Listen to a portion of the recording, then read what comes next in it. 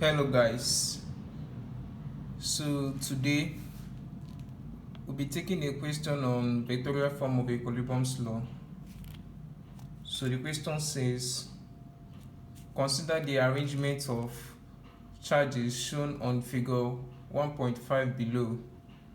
Calculate the net force on charge A in each configuration if the distance are R1 equals to 12.0 centimeter and your R2 is equals to 20.0 centimeter. And we were given the diagram here. This is the diagram here, and these are the distance. So before I proceed with the solution, welcome to course set mastering. So let's proceed. Solution. Now, what did they say we should calculate? They said is the net force.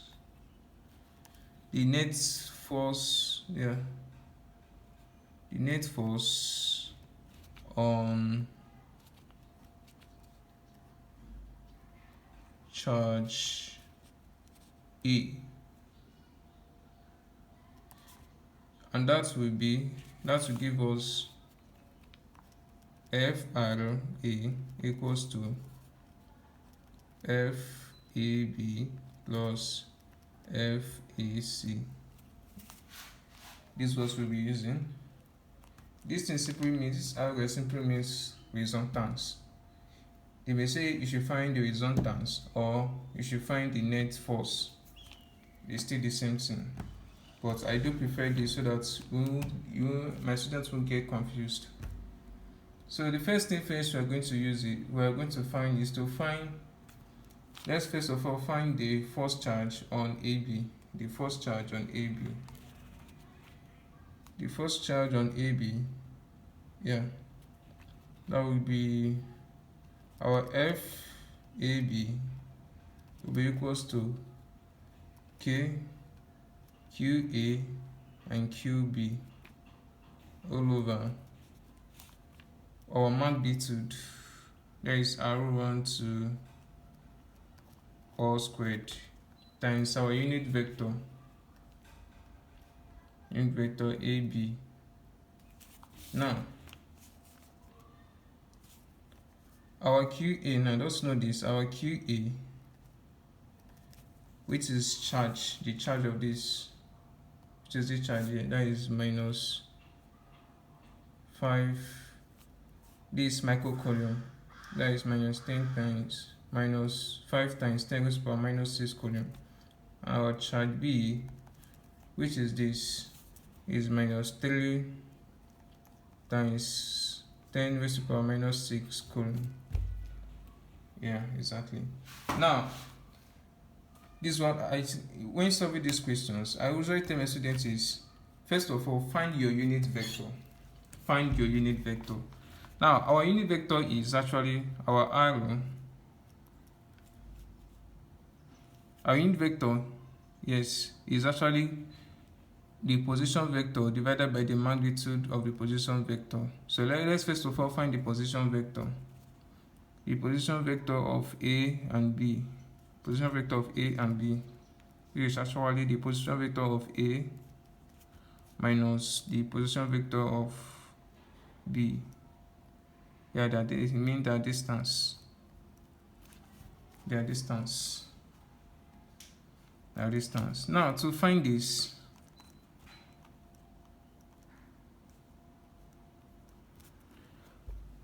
your A, the distance of A is always the starting position. That means your origin. If you look at this diagram here now, A, you say that our A is always the origin. You have not yet moved, so the distance there is always 0. The distance is always 0. Your starting position is your origin, and your origin is always 0. 0 minus. Now, let's find the distance to our charge B. That the distance from A to B here. Now, if you see from this diagram here, from the, yes, from the diagram here, you see that we are from A, we are moving to our left to find the distance from A to B. We are moving to our left. We are moving to our left, and the distance is actually R1.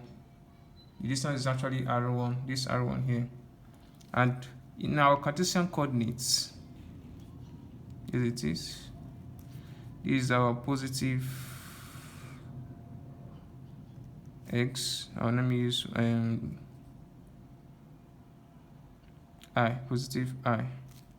And this is our positive, and this is our negative I. Yeah. And here is also our positive j. And there is our negative j. So in our Cartesian coordinates, we are moving to the right. We are moving to the left. Like if you want to move from distance from A to B, you are actually moving to the left. And the Cartesian coordinates, we are moving to the left, is actually minus. It's actually minus.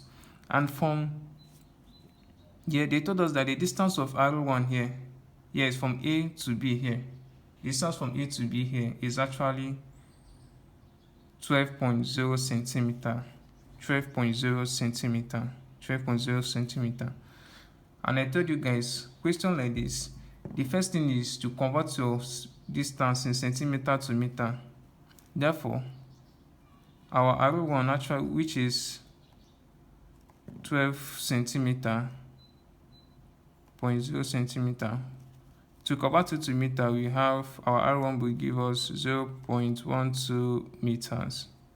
So that is in meters. That means you're going to have minus 0.12 meters I. Why do we put minus? Because we are going to the left, and our Cartesian coordinate, if you are going to the left, is actually to the negative side. It's actually to the negative side.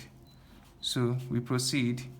Therefore, position vector AB minus times minus will give you plus. That means we're going to have 0.12 meters I.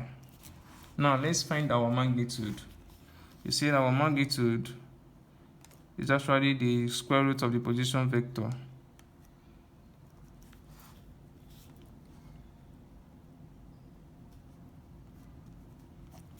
Yeah, the square root of our position vector, which is actually 0.12 meters, all squared, then square roots. Yeah, this has to find the magnitude of it.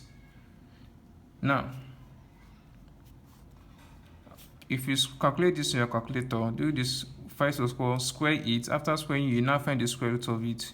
You have our position vector is going to give us, it's going to give us still 0.12 meters. If you calculate this on your calculator, you still get this back. Now, how did I got it? Let me give you for instance now. Let's say we have minus 5. No, let me not use minus 5 here. Let me just use 5. All squared, then square roots. If you realize that, if you calculate this, you still get 5. How? Let me just use this manual. I'm going to do it manually. This thing means 5.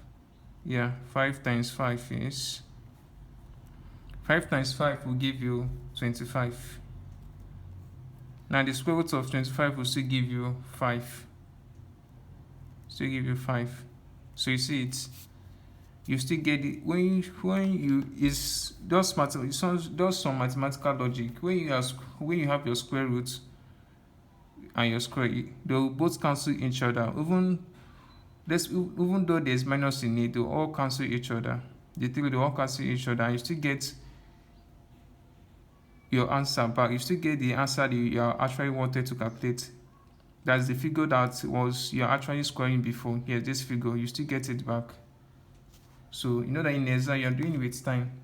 And things like the way you don't see it, you don't even need to press your calculator. You just know that okay, when you see square root and square, they'll cancel each other. You still have it back. Even though there is minus here, you still cancel that minus again. So we proceed now. This is the answer of our magnitude. Yeah. the magnitude. This is what we get as our magnitude. Now let's find the position vector. Our position vector, so our unit vector now, our unit vector AB is actually equals to our position vector, which is our RAB divided by our position magnitude vector divided by our magnitude, the magnitude of the position vector. Yeah. And what do we have as our position vector? This is what we got as our position vector. We got 0.12 meters high. 0.12 meters high. And what do we got as our magnitude? We got 0.12 meters. 0.12 meters. What do we like? This one, we cancel this one, so we're left with I. Therefore, our unit vector AB is equals to I. Now, let's find. We cannot find the force charge on AB and on AB now. The force charge on AB. What is our K? Our K is always constant, which actually 9 times 10 raised to the power 9. Yeah. What is our charge A? What is our charge A? I told you guys our charge A is actually minus 5 times 10 raised to the power minus 6. Minus 5 times 10 raised to the power minus 6. And what is our charge B? It's actually minus 3 times 10 raised to the power minus 6. Minus 3 times 10 raised to the power minus 6. Divided by our magnitude. What do we get as our magnitude? We got 0.12 meters. 0.12 meters here. Remember, we squared it, so you're going to put your square here. Then times our unit vector. What do we got as our unit vector? We got I. So now we are going to press our calculator to calculate our numerator, and what we got, we are going to divide it by our denominator. But before I proceed, please make una dey like my videos. Do well to like my videos and click on the subscribe button. You guys should support me, please. Support my channel so that I can continue to send you guys more solutions and give you some tricks. And you will also be the first to even get all my videos that I'll be sending on this YouTube channel. So do well to subscribe and also comment. Send me your questions. If you have any question, always put it on the comment section. I will always reply you. So thank you. Now, when you do this, calculate this, we are going to have our force AB. We give us 9.375 Newton I. 9.375 Newton I. So this is what we're going to get. When divided as you get this, then now multiply it by your I. So that's what we're going to get our force on AB. The force charge on AB now. Okay, now let's find the force charge on AC, which is this one. Let's find the force charge on AC. Let me turn to the next page.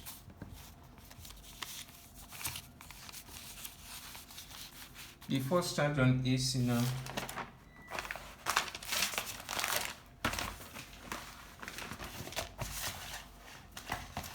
So, force charge on AC will give us our K, then QA and QC all over our magnitude, which was the magnitude of AC, all squared, times our unit vector AC. So now remember that our charge C is actually 3 times 10 raised to the power minus 6 Coulomb. Yeah, 3 times 10 raised to the power minus 6 Coulomb. Now, the first thing I will tell you guys to always find your unit vector. And what is your unit vector? It's actually your position vector divided by your magnitude of the position vector. So first, we first find our position vector. Now, this is our position vector of AC, which is actually the position of RA minus the position of RC. I told you guys our RA is always the first one is always the origin, and which is actually 0 minus, let's find the distance from A to C now. Enter to the next page, the other page. Now from this diagram, you're going to see that from distance from A to C here is actually, yes, it's just right our arrow 2. Distance from A to C is our arrow 2. And from the question, they gave us that our arrow 2 is actually 20 centimeter. And if you also realize something here, that we are actually moving to the left. We are moving to the left. Yes, we are going like this to find the distance. We are moving from A to C. And in our Cartesian coordinates, when we are moving to our left, we are actually going to the negative side. We are going to the negative side. Yes, from here to here, negative side. So therefore, we have minus 20.0 centimeter, but we are not going to use 20.0 centimeter. I told you guys, our arrow to distance is actually 20.0 centimeter, but we're going to cover this to meter. That means we're going to have our arrow 2 is actually 0.20 meters. So we're going to use 0.20 meters exactly. Now minus times minus is going to give you plus. Therefore our position vector arrow AC will be equals to 0.20 meters.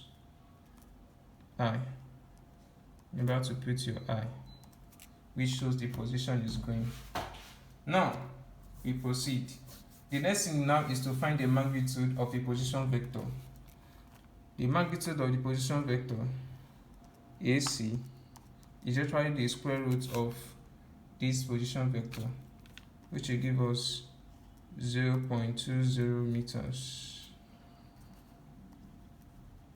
all squared, then square roots. I've told you guys, when you see something like this, we'll still give you the figure that you're about to multiply or find the square root. We'll still give you this figure that is here. That means our position vector will give us our AC is equals to 0.20 meters. Now we proceed. The next thing is to find our unit vector. Since we are getting our position vector and are getting our magnitude, is to find our unit vector. And I told you guys our unit vector is actually a position vector divided by our magnitude. What do we got our position vector? We got 0.20 meters I divided by our magnitude. What do we get as a magnitude? We actually got 0.20 meters. So this guy, you cancel this one, we are left with I. Therefore, our unit vector is actually I. It's actually I. Now, what's the next thing to do? The next thing to do is to plug in all our values. Now, to find the force of AC now. What is our K? Our K is always constant. I told you guys our K is always constant. It's always 9 times 10 raised to the power 9. 9 times 10 raised to the power 9. That's actually 9 times 10 raised to the power 9. Then what's our charge A? Our charge A, in the question you see that our charge A is actually minus 5 times 10 raised to the power minus 6 Coulomb. And what is our charge C? It's actually this. It's actually 3 times 10 raised to the power minus 6 divided by our magnitude.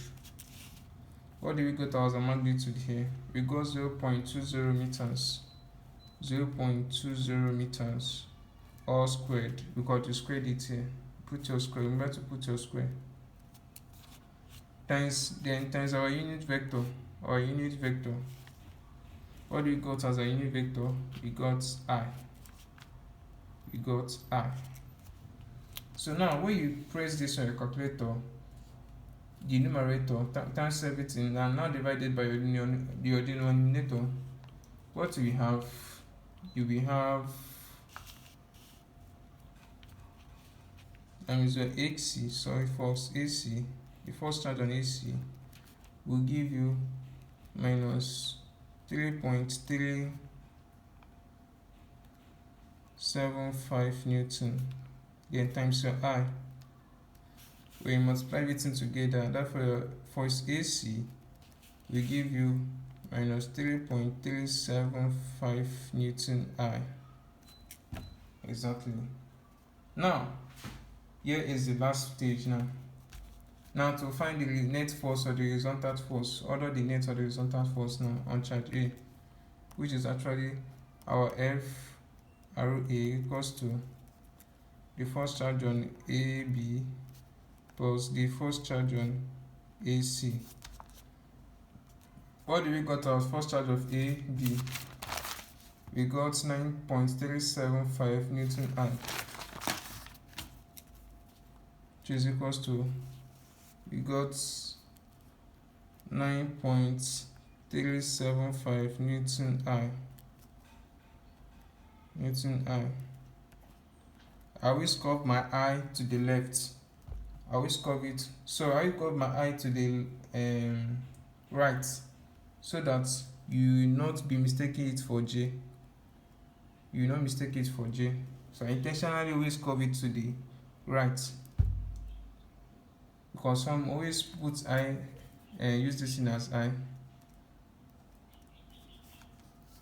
This one is J, this one is I, but some people, some of them are just I. So I always curve my own to the right, my eye to the right, so that you differentiate it, you not get confused. Then plus our AC, what do you get our AC now? We got minus 3.375 Newton I. Minus 3.375 Newton I. Now when you do the plus and minus here, okay, plus times minus will give you minus, so now you are going to have 9.375 minus 3.375. That will give you our resultant force, which actually give you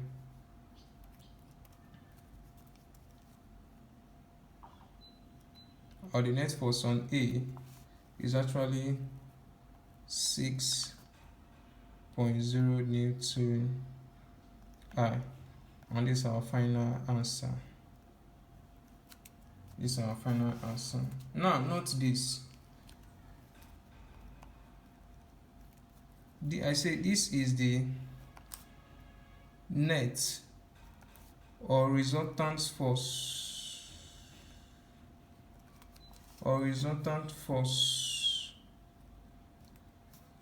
acting on charge A due to forces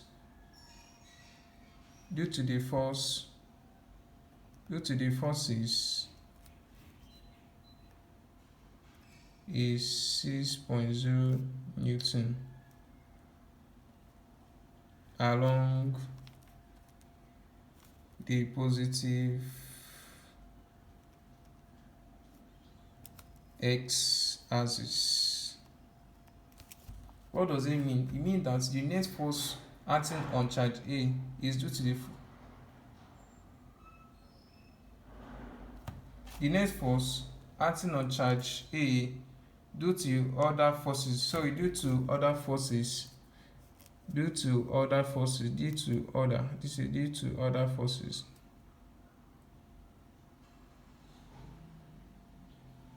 Supposed to be here, due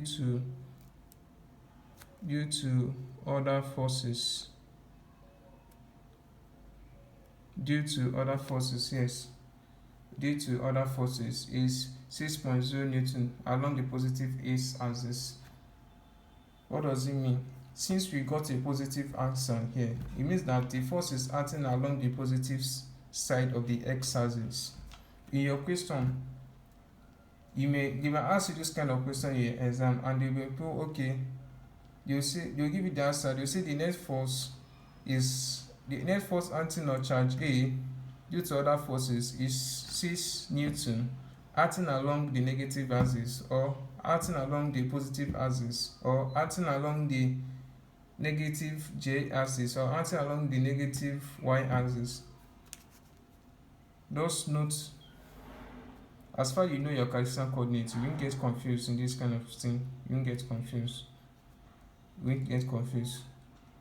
Our x is always the horizontal, but I do use the vertical one is always the y axis, and I do use j for that. So don't get confused in your exam when you say this kind of thing. You may see x, you may see I, still the same thing. So the net force acting along charge A due to other forces is actually 6 Newton along the positive axis.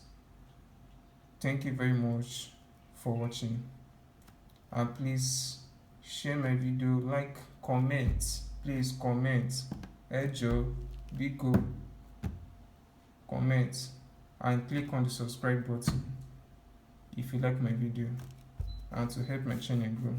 Thank you very much. Sure.